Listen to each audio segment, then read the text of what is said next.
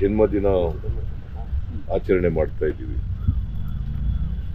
ಅವರ ಜನ್ಮದಿನವನ್ನೇ ಮಕ್ಕಳ ದಿನಾಚರಣೆ ಅಂತೇಳಿ ಮಾಡ್ತೀವಿ. ನವೆಂಬರ್ 14ನೇ ತಾರೀಕು ಯಾವಾಗಲೂ ಕೂಡ ಮಕ್ಕಳ ದಿನಾಚರಣೆ ಅಂತೇಳಿ ಆಚರಣೆ ಮಾಡ್ತೀವಿ. ಯಾಕಂದರೆ ಜವಾಹರ್ಲಾಲ್ ನೆಹರೂರವರನ್ನ ಚಾಚಾ ನೆಹರು ಅಂತ ಕರಿತೀವಿ. ಅವರಿಗೆ ಮಕ್ಕಳು ಕಂಡ್ರೆ ಭಾಳ ಪ್ರೀತಿ, ಅದಕ್ಕೋಸ್ಕರ ಅವರನ್ನ ಚಾಚಾ ನೆಹರು ಅಂತ ಕೂಡ ಕರಿತೀವಿ. ಇವತ್ತೇನಾದ್ರು ಆಧುನಿಕ ಭಾರತದ ಶಿಲ್ಪಿ ಯಾರು ಇದ್ದರೆ ಅದು ಜವಾಹರ್ಲಾಲ್ ನೆಹರು. ಯಾಕಂದರೆ ಈ ದೇಶಕ್ಕೆ ಸ್ವಾತಂತ್ರ್ಯ ಬಂದ ಮೇಲೆ ಮೊದಲನೇ ಪ್ರಧಾನಿಯಾದವರು ಜವಾಹರ್ಲಾಲ್ ನೆಹರು. ಅವರು ಸುಮಾರು 17 ವರ್ಷಗಳ ಕಾಲ ಈ ದೇಶದ ಪ್ರಧಾನಮಂತ್ರಿಯಾಗಿದ್ದರು. ಆ ಪ್ರಧಾನಮಂತ್ರಿಯಾಗಿದ್ದಾಗ ದೇಶದಲ್ಲಿ ಮಿಕ್ಸೆಡ್ ಎಕಾನಮಿ ಅಂತ ಬಂದಲ್ಲ, ಆ ಮಿಕ್ಸೆಡ್ ಎಕಾನಮಿ ಮಾಡಿದ್ರು ಅವರು. ಯಾಕಂದರೆ ಅವರು ಯಾವಾಗಲೂ ಕೂಡ ಈ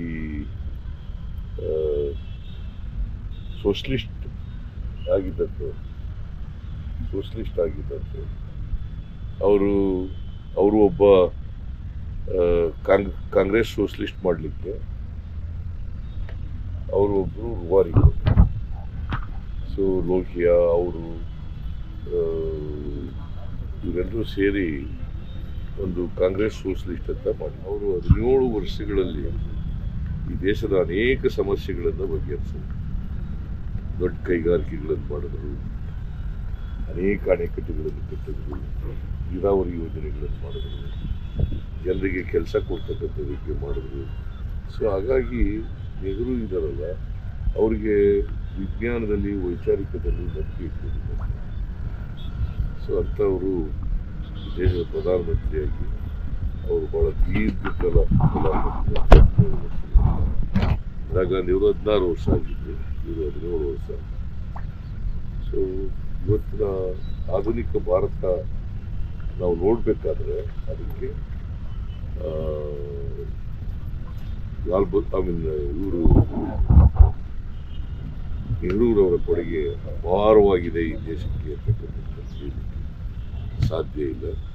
ಇವತ್ತು ಆಹಾರದ ಸ್ವಾವಲಂಬನೆ ಆಗಬೇಕಾದ್ರೆ, ದೇಶದಲ್ಲಿ ಆಹಾರದ ಸ್ವಾವಲಂಬನೆ ಆಗಬೇಕಾದ್ರೆ ನೆಹರು, ಇಂದಿರಾ ಗಾಂಧಿ, ಆಮೇಲೆ ಜಗಜೀವನ್ ರಾಮ್, ಲಾಲ್ ಬಹದ್ದೂರ್ ಶಾಸ್ತ್ರಿ ಅವರಂತೂ ಕೂಡ ಕಾರಣ.